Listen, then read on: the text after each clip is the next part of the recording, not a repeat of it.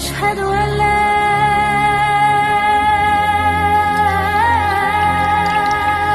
إله إلا الله أشهد أن لا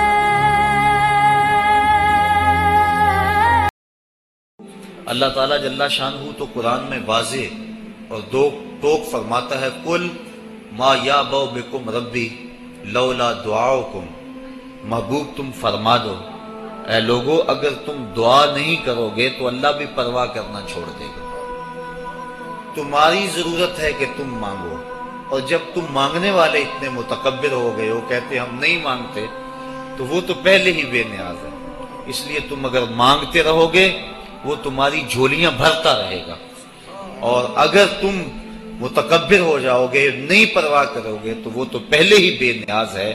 مانگنا تمہاری ضرورت ہے، اس کی ضرورت نہیں ہے کہ وہ تمہیں دے، لہٰذا تم اس سے طلب کرتے رہو، جھولی پھیلا پھیلا کے مانگتے رہو، وہ تمہاری جھولیاں بھرتا رہے گا۔ تو پہلا حق جو ہے، وہ پہلا مقصد ہماری ایسی تقاریب کے انعقاد کا دعائے مغفرت ہے۔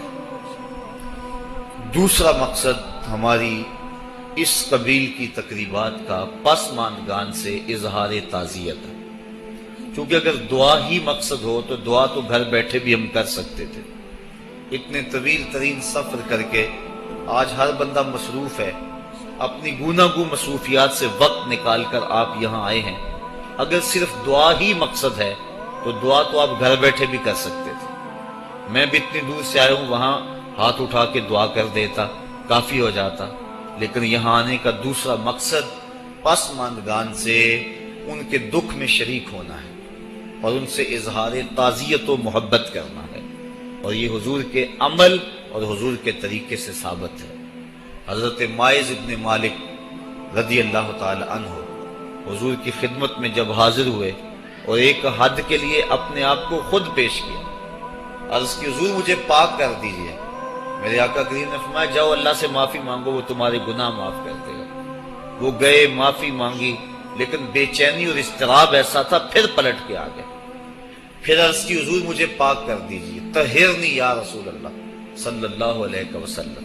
حضور نے فرمایا جاؤ نا معافی مانگو اللہ سے، اللہ تمہیں معاف کر دے گا۔ وہ گئے، معافی مانگی، پھر پلٹ آئے اور عرض کی طہرنی، حضور مجھے پاک کر دیجئے۔ قال فیما اطہرک، کہا کس جرم سے پاک کروں؟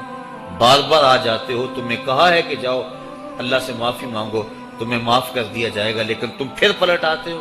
قال من الزنا، عرض کی حضور مجھ سے زنا سرزد ہو گیا ہوں، میں شادی شدہ، اور شادی شدہ زانی کی جو سزا ہے وہ کڑی بھی ہے، میرے علم میں ہے کہ اسے سنسار کر دیا جائے، وہ دھرتی پہ جینے کے قابل نہیں ہے، لیکن اس کے باوجود میں اقرار کرتا ہوں تاکہ جو آخرت کی سزا ہے اس کے مقابلے میں یہ دنیا کی سزا کچھ بھی نہیں ہے۔ آخرت کی سزا بڑی سخت اور کڑی ہے۔ آقا کریم نے ایک دن حضرت جبریل امین سے پوچھا مجھے جہنم کے عذابوں کا تذکرہ سناؤ، تو انہوں نے عرض کی حضور اخف العذاب، سب سے خفیف اور ہلکا عذاب یہ ہوگا کہ جہنمی کے پاؤں میں آگ کا جوتا رکھا جائے گا، پورا باقی بدن سلامت ہوگا، صرف پاؤں میں آگ کے جوتے رکھے جائیں گے۔ یاغلی منہما دماغہ، جوتے پاؤں میں ہوں گے لیکن اس کی حدت، تپش اور گرمی سے دماغ پگھل کے ناک اور کانوں کے راستے سے باہر آ جائے گا۔ یہ سب سے ہلکے عذاب کی کیفیت ہے، اور جو سخت عذاب ہیں العیاذ باللہ۔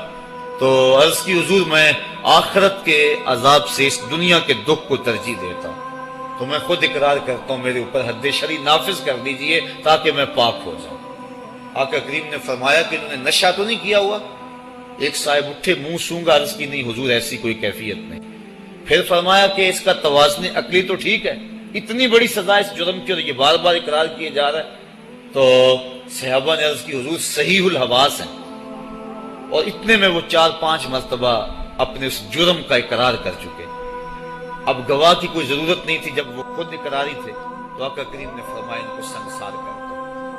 ماعز ابن مالک اسلمی کو پتھر مار مار کے سنسار کیا جا رہا ہے۔ یہ مسلم کتاب الحدود کی روایت ہے، اور ایک روایت کے لفظ ہیں جب ان کو سنسار کیا جا رہا تھا हुजूर मस्जिद नबवी में कभी खड़े हो जाते थे, कभी बैठ जाते थे, आंखों में आंसू थे, बदन पे लर्जा था। किसी ने कहा बंदा नवाज खुद ही हुक्म दिया है और खुद ही रो रहे हो? कहा वो मेरा अदल था, ये मेरी मोहब्बत है। मुब्तलाए दर्द हो कोई उजब रोती है आंख, किस कदर हम दर्द सारे जिस्म की होती है आंख। तो जब माइज इब्ने मालिक असलमी को संसार कर दिया गया तो हुजूर उनके जनाजे के लिए खुद गए। किसी की जुबान से निकला, लो माइज ने जना किया था। मेरे आका के चेहरे पे गुस्से के आसार जाहिर हुए। हमारा खबरदार, अगर किसी ने मेरे माइज पे बात की, अगर उसने जना किया था तो मैंने पत्थर नहीं मरवाए। मेरे माइज ने ऐसी सच्ची तौबा की है, अगर रूए जमीन के तमाम लोगों में उसे तकसीम कर दिया जाए, लकफाहुम, सबकी मगफरत हो जाए। यानी अपने आप को खुद पेश किया है। और जब कोई शख्स हद्दे शरी अपने ऊपर कबूल कर लेता है बखुशी, तो वो ऐसे होता है जिस तरह अभी माँ के पेट से उसने जन्म लिया हो। तो फरमाया अगर उसकी तौबा तमाम रूए जमीन के मुसलमानों में तकसीम कर दी जाए, लकफाहुम, तो उनके लिए काफी हो जाए। अब हजरत माइज इब्ने मालिक असलमी तदफीन उनकी कर दी गई। उनकी वफात का दूसरा दिन था या उनकी वफात का तीसरा दिन था। सहाबा को शक था कि दूसरा है या तीसरा। हुजूर अलैहिस्सलाम रावी शक से बयान करता है और हमें शक का फायदा मिल गया। तो हुजूर उनके हाथ तशरीफ ले गए। वहुम जुलूसन, जब हुजूर गए तो सहाबा बैठे हुए थे और आका करीम ने जाके फरमाया कि इस्तगफिरू लिमाइज, अपने भाई माइज के लिए इस्तिगफार करो, उसके लिए बख्शिश की दुआ करो। और यही हम करते हैं कि लोग बैठे होते हैं, हम जा कहते हैं कि इस्तिगफार करो, दुआ करो, फातिहा पढ़ो। तो हुजूर अलैहिस्सलाम गए, सहाबा लफ्ज़ है वहुम जुलूस, वो बैठे हुए थे और आका करीम ने फरमाया इस्तगफिरू लिमाइज़िन, माइज इब्ने मालिक के लिए मगफरत की दुआ करो, इनके लिए हाथ उठाओ। सहाबा ने हुजूर की माइयत में उनके लिए इस्तिगफार किया और मगफरत की दुआ की। अब सवाल यह है कि अगर दुआ ही मकसूद था तो दुआ तो मस्जिद नबवी में भी हो सकती थी, हुजरा आयशा में भी हो सकती थी, सतून तहज्जुद के पास भी हो सकती थी। दुआ नमाज जनाजा खुद दुआ है। फिर मेरे आका फरमा चुके हैं इसकी तौबा तो औरों में बांटी जाए तो उनकी भी मगफरत हो जाए। फिर हुजूर उनके हाँ क्यों गए?